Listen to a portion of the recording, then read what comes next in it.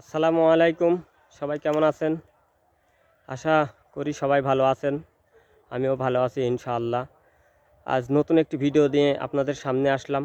তাই ভিডিওতে যাওয়ার আগে একটা অনুরোধ রইল আপনার কাছে, এই পেজে যদি আপনি নতুন হয়ে থাকেন তাহলে অবশ্যই ফলো দিয়ে রাখবেন। আর এই ভিডিওটি যদি ইউটিউব থেকে দেখে থাকেন তাহলে অবশ্যই সাবস্ক্রাইব করবেন।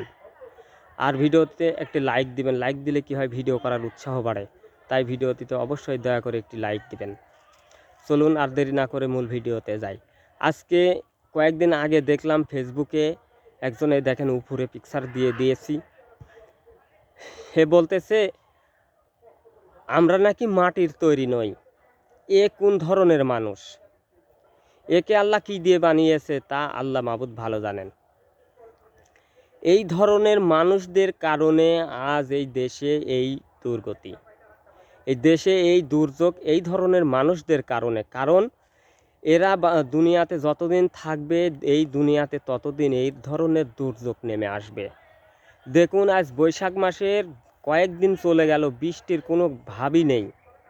কাদের জন্য হয়েছে? আমাদের মতো, ওদের মতো মানুষদের কারণে হয়েছে। এই দুর্যোগ কিন্তু আমাদের পাপের সাজা। এটা কি জানেন? আমাদের পাপের সাজা এটা।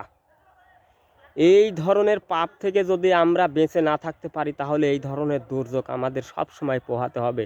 সবসময় এই ধরনের দুর্যোগ পোহানোর জন্য রেডি হয়ে থাকেন। এদেরকে বর্জন করুন, তাহলে এই ধরনের দুর্যোগ আর আসবে না কখনোই। আল্লাহর কাছে আত্মসমর্পণ করুন। এই দুর্যোগ আমাদের কারণে, পশু পাখি সব কিন্তু কষ্ট পাচ্ছে আমাদের কারণে। কেন পাচ্ছে তারা? তারা কি অপরাধ করেছে? তারা আমাদের পাপের সাজা তারাও ভোগ করতেছে। কারণ আমরা পাপ করতেছি, সাজা ভোগ করতেছে ওরা সহ। হে আল্লাহ, তোমার কাছে একটাই অনুরোধ, আমাদের পাপের সাজায় পশু পাখি এদেরকে দিও না। কারণ আমাদের পাপের সাজা আমাদেরকেই দিবে, ওদেরকে দিও না।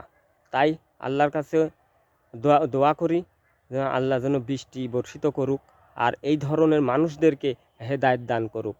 আর হেদায়েত যদি তাদের নসিবে না থাকে তাহলে তাদের যেন ধ্বংস করে দিক। দেখুন, এদের মতো শয়তান কিছু লোক আছে বিধায় আজ দুনিয়াতে এই অবস্থা। তো ভিডিওটি যদি ভালো লেগে থাকে তাহলে অবশ্যই শেয়ার করে বন্ধুদের মাঝে ছড়িয়ে দিবেন। আর এই ভাইয়ের জন্য দোয়া করবেন সবাই। ভাইকে আল্লাহ যেন হেদায়েত দান করুন। আজ এই পর্যন্তই। দেখা হবে পরবর্তী নতুন কোনো ভিডিও নিয়ে। আল্লাহ হাফেজ।